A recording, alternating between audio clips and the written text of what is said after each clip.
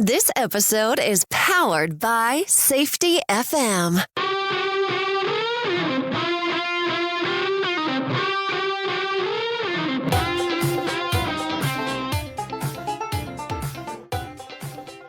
The Crucial Talks podcast with your host, Mike Sedam. Hello, everyone. This is Mike Sedam, and welcome back to the Crucial Talks podcast. The conversations we have every day, they're a major part of how we get things done, how we learn, and how we deal with conflict. That's why communication is such a big part of this podcast. Now, today's guest is Dr. Pauline Crawford. She is the author of Magical Conversations, Transforming Conflict into Collaboration. Now, Pauline has over 30 years of business experience working with corporate teams and career professionals. And what I really like about what Pauline is doing is the fact she focuses on the people in organizations and recognizes that the conversations they have are the key to shifting hearts and minds so that we can work better together. That's why I think this episode of the Crucial Talks podcast is going to be so valuable, because we get to talk about those conversations and what really matters to have them be an effective way of getting things done. So welcome to the Crucial Talks podcast, Pauline. How are you today? I'm absolutely brilliant, and I'm so delighted to be here, Mike. It's really good. I love having conversations. Well, you're about ready to have a good one, and I think we're going to get a lot of value from what you do. So as we move down this road and we start talking about conversations, can you tell us a little bit about you and why you're so passionate about what you do and what you're trying to help people with? Well, I've always been a chatterer and a connector ever since I was a small girl. I'm British. I'm a silver surfer. I'm in my mature years, and I've had a lot of conversations all the way around the world. And you can have a conversation so often that doesn't get you somewhere, and then you have other conversations that just fill your heart up and make your life rich. And I love those ones. And they make you smile. And smiling has always been a very, very important thing to me. So I've traveled around the world. I spent a lot of my life in the UK. I spent 4 years in Malaysia, and I'm now in America. And what I'm fascinated by is the conversations people have in different countries and different cultures, and how we actually maximize the value. Because we all know how to talk. I mean, fortunately, if we're not dumb, then we can talk. But talking isn't the same as having the conversation. So I just, it's my passion, it's my life. I can be on my own and stop talking, but it's my preference to be in conversation. So let's go for it, Mike. Well, and I love the statement you just made. I want to hit this first because I think it's valuable for people to understand how important it is to realize what a real conversation is. Because you just said talking isn't the same as having a conversation. So what is it that really separates conversation with some, or I guess valuable conversation with some of the things we have daily where it's small talk, where there's not a whole lot of value, where you don't get that richness out of it? What is a conversation that you're talking about? Well, for me, it's about the flow. It has to flow. And when it's flowing, it doesn't mean that you're pontificating, if everybody knows what that means. When I was a young girl, my family always had lots and lots of family parties. And I can remember observing some conversations would flow and there'd be laughter and smiling and interjection, and it would just go from one to the other. But there was one uncle who used to pontificate, and you always knew that when he started talking, the conversation would stop and we would have to listen, because he would come up with some major piece of information judgment. And I could almost feel the room sighing as he started talking. And then as soon as he finished, it would get back into a flow. And that's what I observed, is that conversation is an energy flow from one to another. And it could be just between two people or three people or five people, or even in a large audience. And I think that's the fabulous thing when you have a conversation with a larger audience. And you can have that. And obviously not everyone is speaking, but you make sure that the flow of what you're saying goes out and it connects with individuals in the audience who maybe are just smiling or laughing or gesticulating, but there's There's an energy flow. So that is really important about conversation. Now, this energy flow, I mean, you mentioned smiling, you mentioned richness, you mentioned that you've had these experiences with different cultures around the world and how you realized that conversations maximize value. How important is conversation to actually making decisions? Because I've talked a lot about decisions being emotionally driven and not really driven just by the data. Yeah. So what does conversation have to do with these decisions we make in the world based on emotion or in our businesses or in our relationships?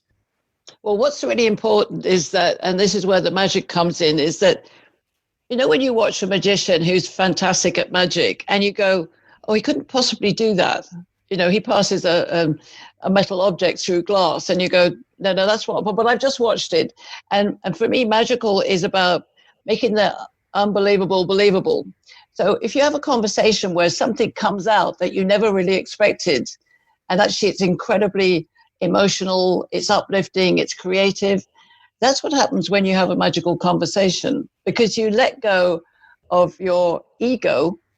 And this is one of the important things I've written about in my book. It's about, you have to let go of your ego and go into the flow. So you're going into a conversation, not deciding what it is before you get there. So in a business world, when I work in a business group, it's a timed experience. And in that time, nobody is allowed to control the outcome. You've just got to let the flow happen. And what's happening is that, when you meet somebody and you're totally attracted to them and you're buzzing with conversation, you don't plan what you're saying, but all sorts of magical things come out. You've had that experience, I'm sure. Now, we can maximize that in a decision-making capacity by just saying, delay the decision-making until you've got lots of more magical information. And actually, it is data. It's data. I call it data. You call it data. That's the difference between American and English. But let's call the whole thing off. Let's actually say, what you collect even in an hour's magical conversation that's constructed with certain rules, you get absolute richness. People come up with a spark of an idea and somebody else sparks it, and then it flows, and you capture it and you go, wow, where did that come from? It came from our energy and our spirit and our imagination. And our imagination is not trapped in data. It's not trapped in transactional conversation or communication, rather.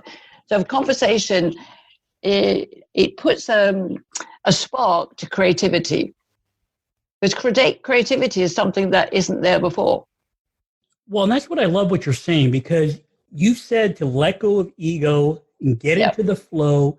And what I love about that is you're really removing that thing that I see in meetings all the time, where a leader calls a meeting and they want to have a conversation, they think, and they want to get good ideas, but they put out there, and sometimes what they do may actually close off that conversation or close off the ideas, because whether they mean to or not, they put their idea out there in a way that does kind of have ego with it or position with it. And it sounds like what you're saying is the way you can guide these conversations allows creativity and innovation to be part of that, so that it's not restricted. So it is, and I love how you titled it, it is magical, because you're creating this opportunity or this environment where you can leverage those social networks and the social bonds and the social trust to really get the benefit of human beings, which is our creativity, our innovation, our ability to deal with issues and to solve problems creatively, that sort of thing. What you're doing almost sounds like you're creating an environment where that kind of thing can flourish. Oh, absolutely. And if you take you understand that everybody has something to give. Now, that's not what they learned at school. Maybe that's some information, skill sets, but they've got an imagination and they've got natural skills. They've got a natural perception and perspective. So when you open the environment to say, right, nobody comes with an ego. We come with our experience, not our judgment. That's the first rule of a magical conversation, because you want to remove assumptions and make it a free space. and you put you put the topic of conversation in the middle of the circle, not at the head of the table. So if the leader wants to know something about collaboration, for instance, then he doesn't come in and say, okay, today we're going to talk about collaboration. I want to know what you're thinking. That's really not going to make creativity flow. But if we say we're going to sit around that subject, it's like it's in the center, and we're just going to share our experiences without ego and actually explore where those experiences have taken all these different people around the table and see what comes out and how that applies to who we are as individuals and a group. And you make that happen in a space which is encouraging and light. I would say if I had my way, I would change every square boardroom table to a round one, just as a first. Because, once we get into that circle of no ego, we bring our experience, our imagination, all sorts of things can happen. And I think what the corporate, very transactional world doesn't understand is, but what next? Well, the what next comes after you finish the magical conversation. So you don't try and control the conversation while it's flowing. You allow it to bubble and be creative. And then you might take time out and come back to it and look at what's happened and say, yeah, okay, let's see if we can put an action point on that.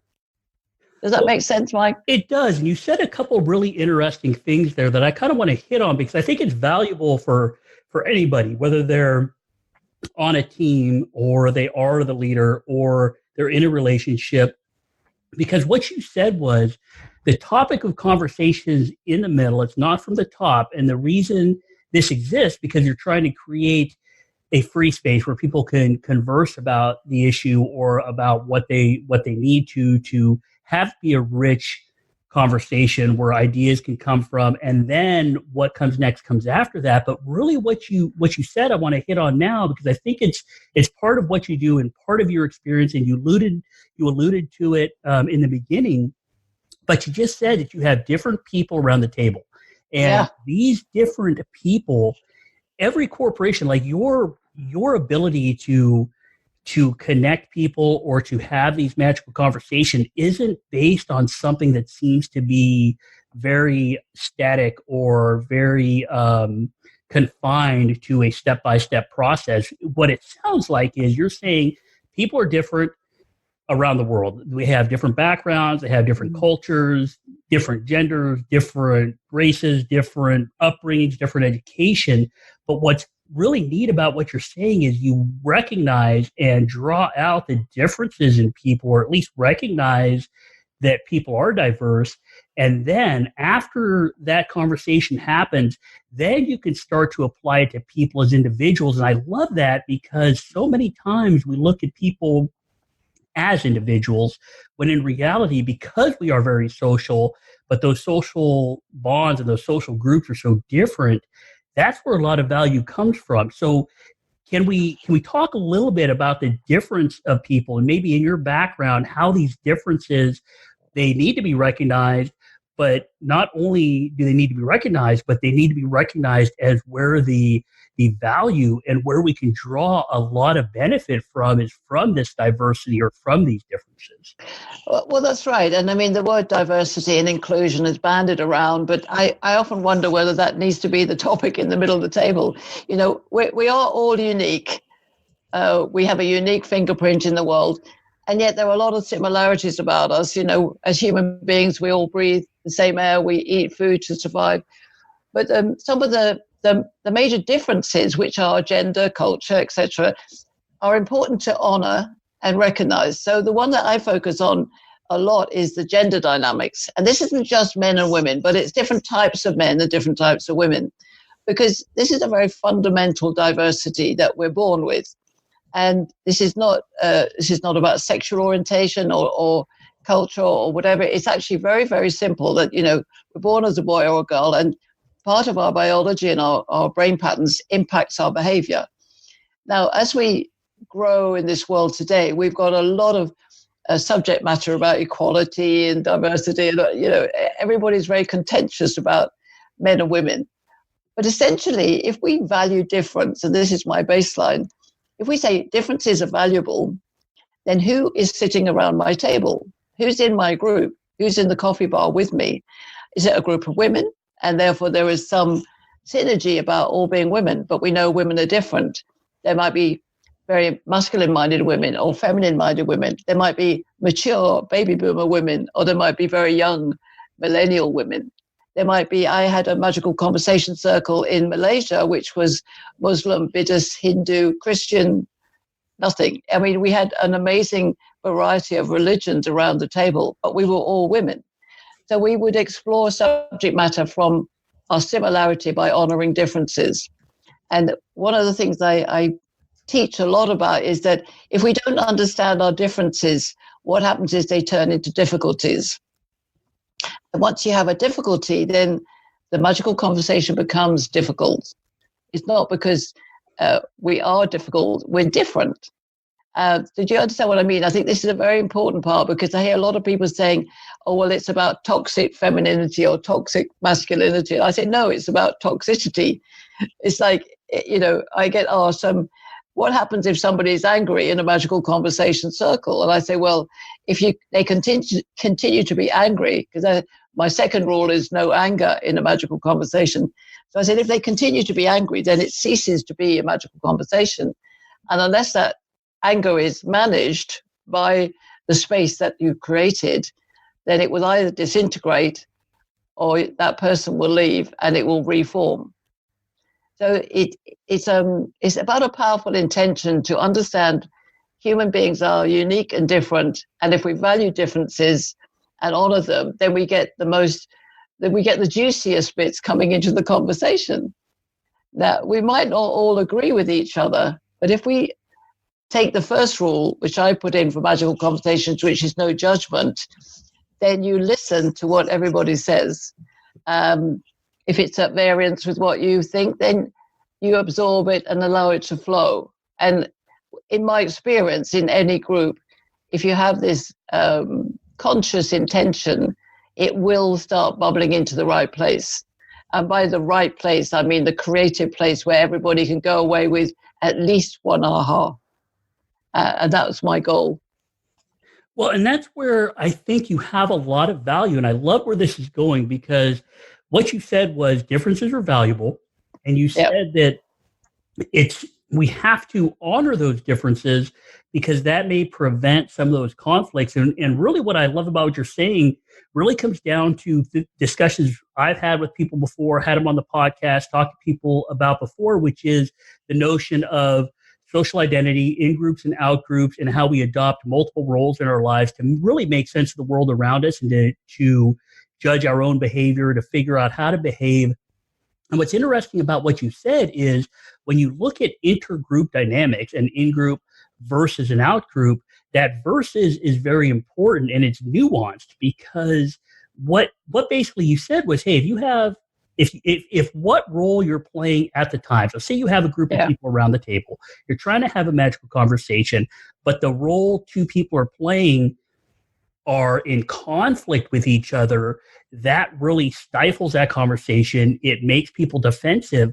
But what I love about what you said is you're having conversations with people of different religious backgrounds, but you were all women. So really what it came down to, it sounds like you have a way or an ability to make people recognize, hey, we do all adopt different identities, different roles, categorize ourselves into different groups. However, what you're able to do, and this is what I really want to draw in on, because I think it's super valuable for people, is the ability to either have a superordinate goal that people can focus on that kind of transcends all those different roles, or what's even more beneficial from your experience, what you're saying is the idea of a kind of a superordinate identity, or an identity that everybody has a similar frame of reference for, which allows them to almost break down some of those silos, because they see a similar identity or similar role. So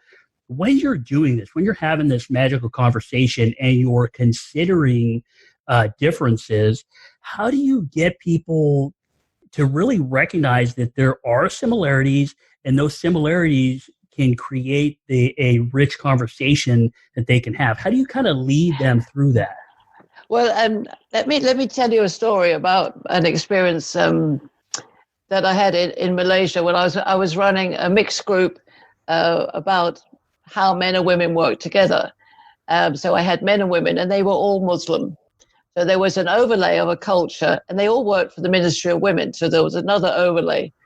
But I said, right, we're just going to identify differences between men and women. This is our starting point, and then we're going to understand how we come together. So in order to do that, I played a very simple exercise, which is how we can understand each other. So we've got to get into groups which are similar. So in this room, I had men and women. So there were two groups. Now, if I were doing generation, I would have had older and younger. So you split the group by the difference that you want to explore. So we have men on one side and women on the other. And I asked a very simple question, and you can think about this as I said. I asked the men, how would you describe women? And how would you describe men? So they've got a flip chart. They do that. The women do the same exercise. So the women are on the other side of the room. They're going, how would you describe women? How would you describe men? So you visualize those two lists. And the first thing that happens is the men write far less words than the women. So that difference becomes apparent in the room. The men are going, why are they still writing more words? Because women have lots more words. So when you turn the boards around and you start exploring it, one of the statements is that everything that's written is true. Everything that's written is true because it's been written by the person who's written it, the group that's written it. So even though within the men's group there may be differences, they're writing as men and the women are writing as women. And then you start exploring the conversation by bringing them together. So then you mix them together and say, well, this is really interesting because there's a word on there, on the women's board that's the same as the one on the men's board, but it's contrary because that's what men think women are, and they said that's women think men are. And it gives you a way of exploring from a point of ownership. So you can't say, well, that's wrong, because if the women have written it, that's what they believe. And it starts breaking down these barriers of ownership of content, because nothing is wrong and everything is true, but it isn't factual. So if women say men are bossy and men say women are bossy, that's a point of view. We have to explore what does that mean in terms of being a boss. And so then you mix them together and you have magical conversations based on those rules that I said. No judgment, don't make assumptions, don't get angry, and don't try and control outcome until you've really explored what is coming up for you. But the ownership of the difference is very important. I hope that makes sense. It definitely does. And these rules about these magical conversations really seem to be pretty valuable. I mean, it seems valuable in just about anything we're going to do. I like the fact that you're saying, hey, no judgments, don't make assumptions, don't get angry, don't try to control the outcome. And I like this idea about, and I see the other ones, right? The no judgment, the no assumptions, how that could be limiting, the don't get angry because the emotions could then close things off or really hinder or stifle the conversation. But this notion of don't try to control the outcome, I really like this just because it goes back to this idea that we do socially construct the reality around us, that a lot of times our perceptions are not really what we see, but what we believe we're going to see. And that can be very limiting to how we deal with issues and how we make decisions. And I like that you're talking about don't try to control the outcome, because if you do that, it seems like what that does is you don't have a preconceived notion of the path the conversation is going to take, so you don't actively try to guide the conversation into a place you think it's already going to go. Is that what I'm getting from you? Well, I am. And you see, what's interesting in reflection is that we have a world which is pretty, I'm right, you're wrong. We've got a lot of I'm right, you're wrong people out there in the world, in politics, in government, in corporate boardrooms sometimes, you know.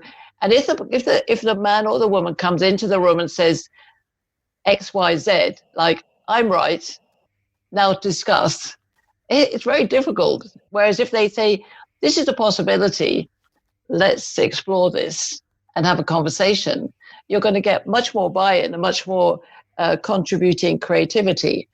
But we have a transactional world that has been around for a long time. It says, I'm right, therefore you're wrong. And that limits people, puts them into fear. And if you're quiet, you don't come forward. And if you're loud, you might get kicked. So, we're creating fear often. And this happens in business, in families, in obviously in governments. We end up with wars. Fear is what drives people to not say something or say, yes, sir, when actually they don't want to say that. And the idea of opening up magical conversations is to release his creativity in a safe space. So I'll give you an example. I've been in a circle where somebody has started getting a bit judgmental, a bit argumentative. And what you can do is to just say to them quite calmly what you've said is of interest, but you're taking up too much space and it's going against the rules. Would you like to stay or would you like to leave? Now, the person given that ownership, a choice, you're not saying get out. You're saying, would you like to obey the rules and stay? But if you don't obey the rules, then we invite you to leave. And given that responsibility, people mostly stay. Well, and I love that really because, and I think it's very nuanced, the difference here, because we want people to be responsible. We want them to be part of the conversation. But really what I like about this idea of ownership when you're trying to have these positive type communications is the fact that you're basically saying, look, you still have control and you're still engaged with what you do, but we need to all understand that you are in control of your decision. So you still have ownership. You can choose to follow these rules and be part of this, or you could choose to leave and not be part of it, because basically what you're saying is it's more important for the group to have this conversation than for your own individual need to be right. Oh, absolutely. And that's why, if somebody gets very egotistical or very angry, and people often say to me, but I'm angry about a subject matter. I said, you can bring your passion, but not your anger. The two things are different. But it's about recognizing that energy flow. It's honoring everybody in the room, everybody in the group. And that's why the ideal size for a constructed magical conversation is never more than 12. Probably 8 is a good number, because you want to be able to feel the energy of each person. So the other thing I have run is where you have 10 tables of 8 and they're all having a similar conversation, and then you pull the information together. And that's very powerful as well, because you feel the buzz in the room and everybody's engaged, rather than sitting in an audience where you might be very entranced by the speaker, but you're still on your own. Yeah, it really sounds very, very much like, we hear about span of control, and that's why I like the fact that you're saying 8 is a good number. And I think there's data and studies actually back that up, that 8 is a good number, or around there is a good number for a small group, because you do get to kind of have that social esteem and social bond and social belonging that we all crave as human beings. So yes. I'm wondering if, you've got these small groups, but then you had more tables. And so you've had these groups, and maybe you break it up. You have 10 tables of 8, so that's 80 people. How do you manage those conversations? And the reason I'm going down this road is because I think a lot of business owners or companies that have a greater number of people, that have maybe multiple teams that work together, but they want to engage their employees. They want to create a workplace environment that is beneficial for everybody. Are there any tips you can give to when you've run workshops like that or conversations like that on how somebody might be able to create this safe and honoring environment for conversation, so that they get feedback from all these different groups? Well, they do. And I mean, it is, it's one of the engagement exercises that I offer my clients. And there is, if you like, there's a piece of paper, a sheet with whatever the topic is. sitting on the table, and it's timed. So you might be saying to those 10 tables, you might do an intro with the exploration is about, let's give you an example, customer service. Okay, so we're going to have 5 magical conversations, and they're going to build on customer service. But each one is separate, and each one is for you as a table just to explore. And we're going to give you 15 minutes each. So it'll be timed. There's no head of the table. It's just, what's your thoughts about this? But you design the sheet to be able to focus the data into a question so that the tables are answering it. So each table has the same question. Each table is having a magical conversation. Each is about the same thing, but each one is different because you've got 8 different people around each of those tables. But what is making them the same is they all work for this company, for instance. And they might all be middle management, or they might be the whole company all mixed up because there's no hierarchy. So you're looking at what's the commonality, customer service, what's the commonality, the company. What's different is each table is having their buzzing conversation. And as you close the 15 minutes, you don't do any plenaries or anything like that to slow it down. You just pick up the piece of paper and you move on to the next conversation. And people get really excited because then they go, oh, right, yeah, where's the next one? Yeah. And also there's a sense in the room about, and you stick all the pieces of paper on the wall, so after, say, 5 conversations, you've got 10 times 5, and you've got all these pieces around the room, and you stop the whole thing and you go and have coffee or lunch, come back, and you start looking at this gallery of magical conversations about customer service in this company. And you wouldn't believe the richness that comes out. And then you can put in some other processes and about, so how do we see what's similar? That table, every table said X. Wow. So every table said we should smile at the customer. That's the top one. You see what I mean? But what happens in the room is everybody owns what's going on. They own their own table, they own their own contribution, but they also own the energy of the whole room. And I've seen this work, and it's incredibly powerful. And you can multiply the process. So as well as learning what a magical conversation is and having that in their daily team meetings, they're also part of something bigger. But they're not sitting in an audience in rows.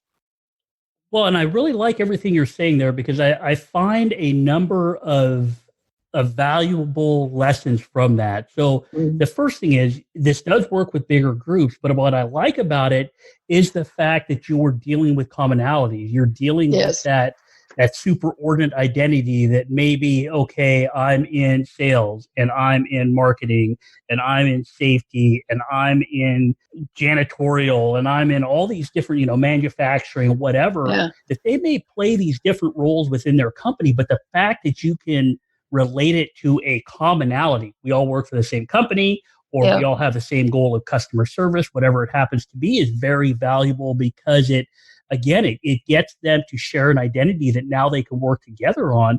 And also what I like is the fact that you talked about how it gets people excited. And what I like about that is it seems like, and this is important, I think, for any business, any entrepreneur, any leader, that when they're having these conversations, a lot of times things will stagnate. But what it sounds like you do is, I love your notion of excitement, because it sounds to me that as you're moving through these exercises, you keep the momentum build up. You're continuing to move and continue to be active, and that increases engagement is what it sounds like to me. Well, it is. And also you could actually disseminate information in this way. I mean, I use this with my gender dynamics work with a mixed audience, because we're all fascinated about how men and women get on and, what their differences are. And you put them into these magical conversations. You start with a conversation about, almost like the one I said, what makes a good female leader was one that I used. And men and women both wrote about that same subject. And then I built up into, when does it not work? And what is interesting is that they're engaging in some information in between each magical conversation. You can do that sort of impart some information and then whiz it into the conversation. But the key thing is that ownership. They go out at the end thinking, actually, I created that day. Okay, there was information coming in, but I took it and I created information about myself and my team players, the people at my table, and about my company. And that's the most empowering thing that happens during those kind of activities. Because so often in business, we're so busy doing what we're doing. We might get on with our own team, but we don't get to feel the whole organization apart from walking down the corridor. And we're too many times, well, what's the KPI and where's the deadline? Whereas this is absolutely about the culture of a business, culture of a community. That's what I love about it. Well, and that's what I love about what you're saying, because really what I'm hearing from you is all of this information that comes down to the key is ownership, that they feel like they created that day. And I know for a fact that in today's world, people feel more disengaged from their employment than probably at any time before. And this is what I love about people like you and what you're doing and how we have these conversations about these types of techniques, because it really is about getting people engaged, because now, and you said it yourself, they feel like they're part of the organization. And when people feel like they're part of the organization, they feel like they created something, they feel like they were empowered and part of that conversation, part of the decision-making, part of the outcome ultimately that comes from it. Now they do have ownership. Not only do they have ownership in that decision or that process, but little by little, you now have a company of people that feel like they're owners and not just employees. Well, that's right. And I think there's something that you talk about. They feel like they belong. Now, belonging is a very human need. You know, we like to know how we belong. How do we belong to our family? How do we belong at school? You know, what's my part in this? And that's in an organization, that's equally important to know. To belong, you don't need to know everything. You don't need to know what the CEO is thinking, but you need to understand what the energy of the business is and how you're part of it. And that ownership in belonging is really part of our fulfillment of life and our ability then to share that with other people and the ripple effect to collaboration. So we talk a lot about collaboration at the moment, but I wonder whether if we have a magical conversation, and put collaboration in the middle of the table, we will get 8 different views. And that is what's interesting. Well, yeah, it's very interesting. And it's really interesting that all of this really wraps itself around some of the notions we've talked about today. And we've talked about the fact that we can recognize differences, that we can recognize and honor those differences. So it's not something that separates us or silos us, but by recognizing it and honoring it, and then creating something that's similar for everybody, we can have these magical conversations. But then what comes out of that is that everyone kind of feels like they know what's going on. Everyone feels like they have some ownership. People start to feel like they're part of the organization. And another benefit I kind of see from my perspective is that the more of this you do, the more that you practice it, the more that these types of conversations become part of the lifeblood of that organization. And then it can lead to a cultural shift that as you deal with day-to-day issues, these types of communication skills, these types of the ability to have or the capacity to have these types of conversations just really becomes woven into part of the organization. And it seems like the same momentum that may build during your workshop where you have, 10 tables of 8 people, that momentum as you do these actually becomes how business is getting done on the day-to-day. Well, that's right. And another thing that came up for me just then was it's about recognition. Recognition, even if you're the lowest paid worker, and you might be sitting at the table with a senior, a top executive from the same company, but at the point you're talking about customer service, you're just human beings. And then you can recognize each other, and being able to be recognized and being celebrated for what you naturally do, which is another key facet of my work. I love to help people understand what they naturally gifted at, which they never learned at school. They just got born with it. And I think those are things that we forget to honor.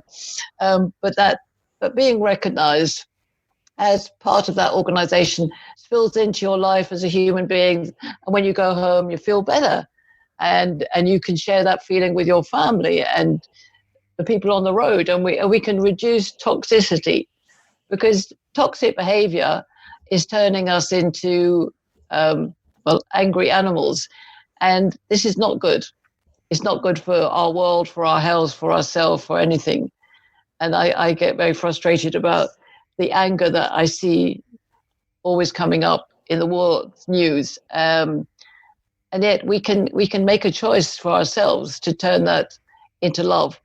I talk about taking love into the boardroom, and people misunderstand me, but I mean it in an energy sense. Because one of my passions is to understand why we've got so many all-male boardrooms that don't invite women to work with them, because that difference and that diversity is going to be the shift change that we need in our economy, certainly in America and also in my country. Well, I agree. I think we need that worldwide. We really do. That diversity and how you said it before, honoring that diversity and honoring our differences really makes us stronger, because all the gaps we have as human beings can be filled by another human being. The problems we have or the shortcomings we have can be filled by somebody else, where we can actually surround ourselves with people that don't think like we think and don't have the strengths that we have.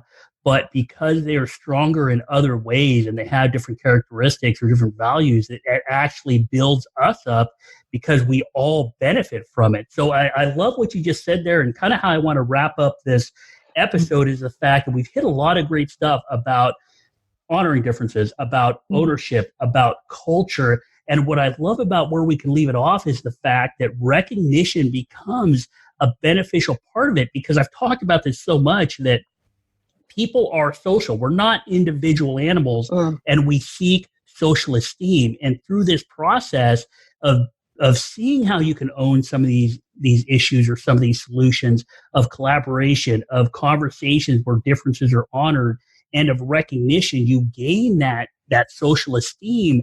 And that can really, and I want people to understand this, that social esteem you get from a process like this or through a conversational system like this really does lead to solutions such as losing employees, such as engaging employees, retaining employees, and even recruiting new employees, because people want to be part of something that gives them that social esteem. So that's all great stuff. And so as we kind of wrap up this episode, can you give us maybe one key takeaway, something somebody can do to either change their mindset or a skill they can start building on, something that if they wanted to change something about them, something that helps them have these better conversations, what can they do today or tomorrow, right now, that can actually help them start having these beneficial conversations?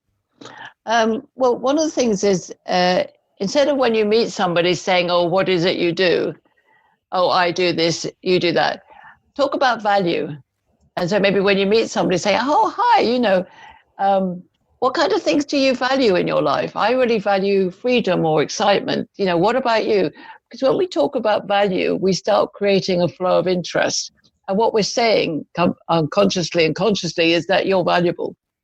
So there's this lovely conduit between what are your values and being valuable. And I say, I talk a lot in my work about value creation. And the only thing we can create is value by knowing our own value. So talk about values and what you value, and ask somebody what they value. And you'll be surprised how that will spark their imagination. Wow, what a wonderful place to kind of leave off about values and value creation, and really having a beneficial conversation that is more rich, because we're not just doing the same old, hey, what do you do for a living? Hey, where do you live? Or where are you from? Or something like that, but about a value. I think that's an awesome piece of advice. Something really, I mean, it really does. It adds richness to life, right? Like I can see how you would come out of a conversation like that actually feeling better than when you entered the conversation. It really does seem valuable. So I know there's a lot we talked about, a lot we barely were able to touch the surface of it. So if people want to know more about you, what you're doing, get more information from you, where can they go to get more information? How do they contact you? How do they get a copy of your book? All of that good stuff. Okay, well, the book is available on Amazon. So if you search for it, Magical Conversations, Transforming Conflict into Collaboration, Dr. Pauline Crawford, you'll find it on Amazon. It's as a print book and as an ebook. And also, my website is www.missmagicalconversations.com. Or you'll find me on LinkedIn, Dr. Pauline Crawford, and on Facebook as Pauline Crawford OMS. So I'm out there in the environment. I'm on Twitter and Instagram, always under Pauline Crawford or Pauline Crawford OMS. Find me, contact me. I've got a Calendar link. Come and talk to me for half an hour, no charge. Find out what it's all about. And if you have any difficult relationships in your life, I'm sure that I can help you find a way to a magical conversation. Well, I'm pretty certain, based on all the conversations I've had, everybody has a relationship conflict somewhere in their life right now. I know. It's That's just the way it is. That's the thing about, everybody thinks they've found difficult people in their lives. And I'm always saying they're not difficult. It's just a difficult situation. That's right. No, I love that, because two people can stand next to each other, look at the same thing, and experience it a completely different way based on the perception. So I love that. And I will put links to missmagicalconversations.com. I'll put a link to your book, how people can get a hold of you. I really appreciate you coming on. This has been a super valuable conversation we had to have. I've learned a lot. Oh, thank you. It's been magical, of course, Mike. I've really enjoyed it. I love your insights as well. It's very, very, very magical. Well, this is really great. I appreciate you coming on. So everybody out there, if you enjoyed this conversation we just had with Pauline, if you have a chance, please share and review the podcast. That really helps. If you need anything from me, I'm always available. Go to crucialtalks.com. You can connect with me via email, LinkedIn, Facebook, Twitter, whatever works for you if you need anything from me. So have a great week. And remember, if we want to understand behavior, we need to understand what drives people. Please review, share, and subscribe to the Crucial Talks podcast. Visit crucialtalks.com.